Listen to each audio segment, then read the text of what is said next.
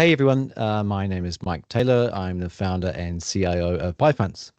And I'm hosting this market update today with my colleague Michelle Lopez from Sydney.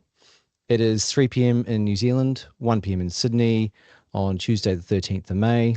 And we are recording this actually on the day of the positive trade deal, which was announced between the US and China. But before we get started, a couple of housekeeping matters to discuss. So firstly, I'd just really appreciate if you could do me one small favor, which is we love feedback. It's a slightly new format for our update today. So if you like it, please let us know. I'd really appreciate it. That'd be great. Thank you.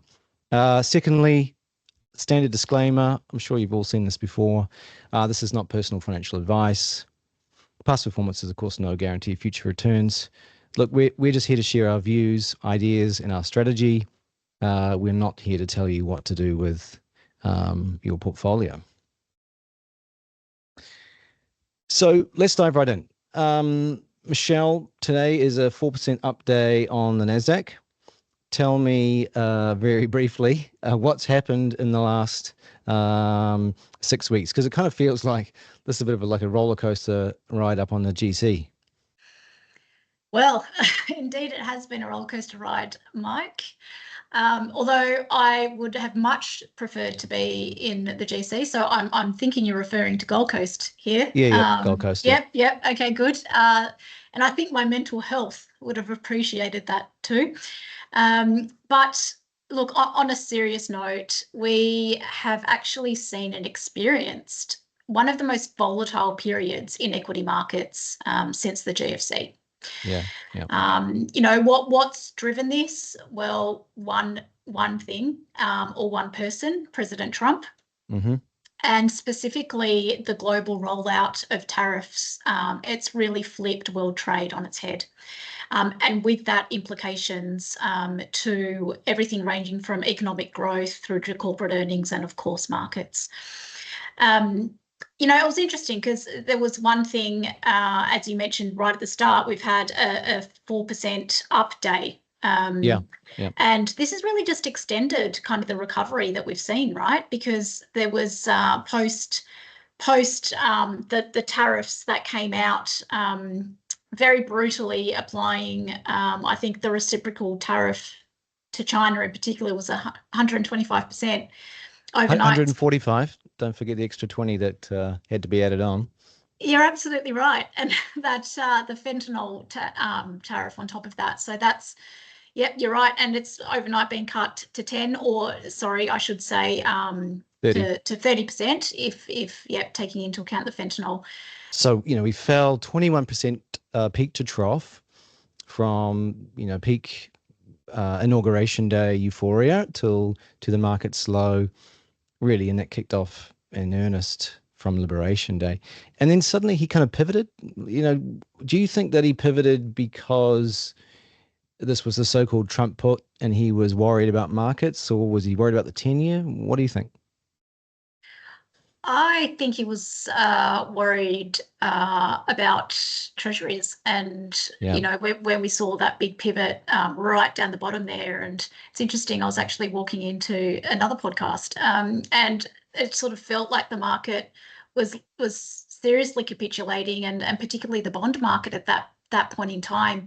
As we know, there's a lot of refinancing of debt that needs to happen over the next 12 months in the US. And when we saw sort of yields jump up the way that it did, I think that really triggered the reaction that we saw in the pivot. But that's my view. And since then, and it's interesting you said Liberation Day. I've been starting to hear it's capitulation day. That markets really did just lose their nerve and almost. I can't blame them because the rules of the game were changing on us daily. Yep. There was, we sort of came into work and everything that was up the day before was down this day, and it was really, really tumultuous. So, I guess if he's kind of, pivoted and he's almost been forced into making deals, and maybe we're past peak tariffs. Does that mean that the market can sort of solidify, maybe go higher from here, or do we have to sort of retest some lows? Because there's still a bit of work to be done between now and any genuine deals to be announced. Well, you actually make a good point here, because no deal has actually, or no persistent policy has actually been made. It's a 90-day pause. So let's not sort of forget that there's nothing has been written in stone yet. So you're right. My expectation here is really that volatility is likely to continue. Can it go higher? Well, I mean, taking a step back, the news overnight around the China tariff being revised down to 30%, it's good news. Like, there's nothing sort of bad about that news. And if we start to see more deals being made, and if we start to hear, tax cuts out of the US, and further sort of financing happening, I think it's very constructive for our markets. I'm not sure if you're sort of hearing anything else, or yeah, I mean, do you think that there's been sort of some damage done to the economy, though? I mean, people have had to pause. Absolutely, it has. There's obviously at least a month or 6 weeks where boats weren't sailing. I pity someone who actually ended up having to pay the 145% tariffs a couple of days ago. That would be really painful to then see them drop today. I feel like I'd be asking for a refund. Yeah, well, I think you're right. Like, the damage, there has been damage done, and we speak to our, you know this very well, but we speak to our companies on a daily basis, and we had a real standstill. Everything grinded to a halt. No one committed, investments. No one moved from a labor perspective. Everyone just sort of froze. Yeah. And that will absolutely have implications from a growth perspective, particularly in the US. So I think that's gonna run through. But Mike, everyone was expecting a recession. It was base case, right? Only a few months ago it was base case, and we sort of formulated a view that for recession to happen, there's got to be some like a deep recession, real fundamental concerns with the economy. In the labour market, right? Correct. Yeah. Yeah. And I've got that chart actually on the labour market. Sorry, everyone, for just businesses are continuing to tick over. It's only once you've lost your job, and maybe in the GFC you were looking at 10-12% unemployment. It has a major impact on the economy.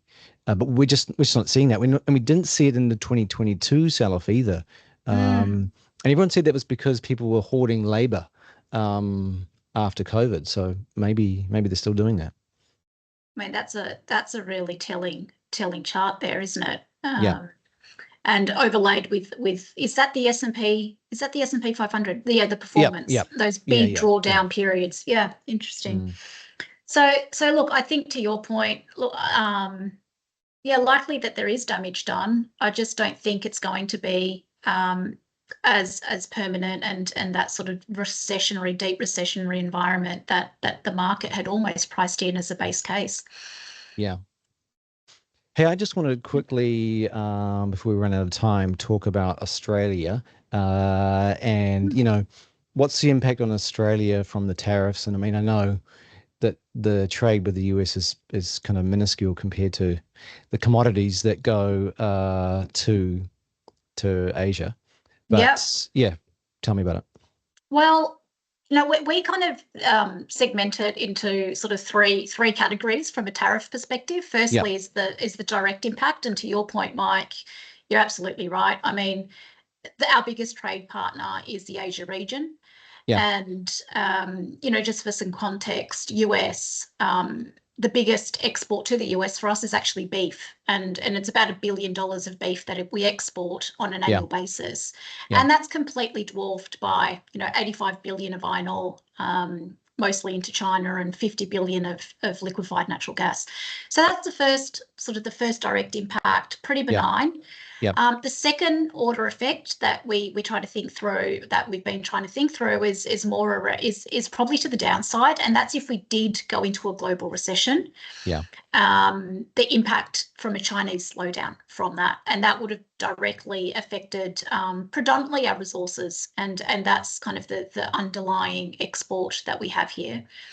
And that feels like it's off the table for now, doesn't it? Well, it does. It does. And in fact, and it's what I think risk to the downside, but in fact, you could see a situation that China stimulates and puts through stimulus policies, and that's actually quite beneficial for our market. They do love a bit of stimulus, the PBOC, don't they? Yep, they do. And we've started to see that through repurchase rate cuts and whatnot last week. And then the final one's just opportunities. We're really trying to think through, does these new trade alliances maybe present opportunities for our market and our companies directly? So that's how we've been thinking about tariffs here.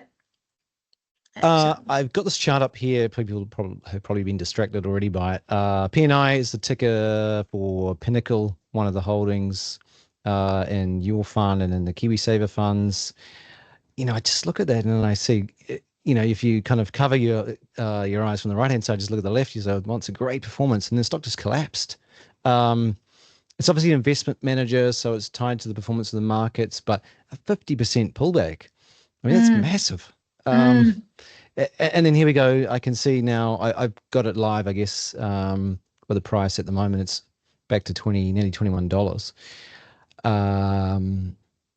Explain to me what happened. Obviously, when did we buy it? Have we trimmed? What's happening? Yeah, well, thanks for pulling this one up because this is really topical.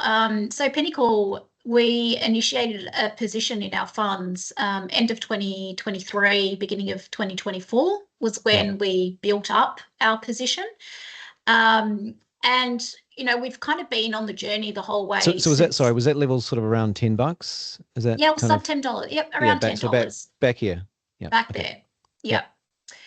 And I suppose at that time, what we were looking for were really strong fundamentals within the business, and specifically, they'd made a couple of announced or new affiliates that we thought that we were going to get a lot of operating leverage from. So roll forward to sort of the end of last year when you saw, and the numbers are very small, but I think it sort of got it back up to $27.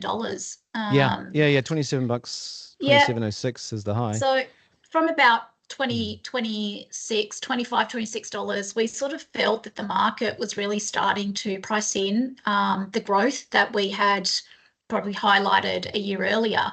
And we're actively trimming our position.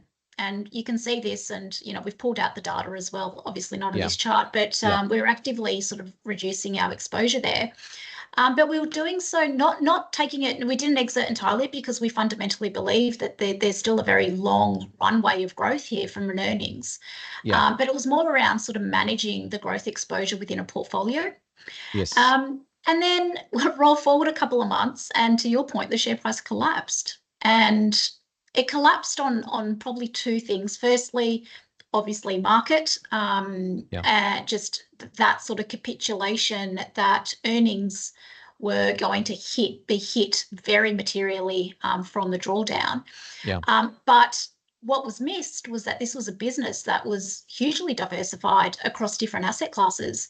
So yes, they had equities within the portfolio, but they also have one of the largest fixed income, one of the largest alternatives affiliates, both domestically but globally. So I think from a portfolio perspective, we didn't think that the earnings impact was going to be anywhere near as much as what kind of the market and the share price was saying. So that gave us an opportunity. Back to my point around opportunities in these markets, this was it for us. And around that, I think from about, we didn't get the bottom. We've got some right at the bottom, but we started buying around $18. And again, having done the work, knowing kind of the management and the strategy here, it provided us that level of confidence to sort of step in and back it. But these things happen often, and you would have seen this probably across different markets as well, Mike. And there's so many charts that look like this at the moment. I was talking to the UK team this morning. We were bringing up a number. One of them was actually a small Spanish bank that we were looking at trying to buy a position in, and it had like a 3-day fall of 30%, and then has fully recovered. So we sort of missed the window on that one. But yeah, it's many look like this, or a mirror image of this. A wrap for today. Thank you, everyone, if you made it to the end of the podcast, and we will look forward to talking with you again soon. Thanks. Thank you.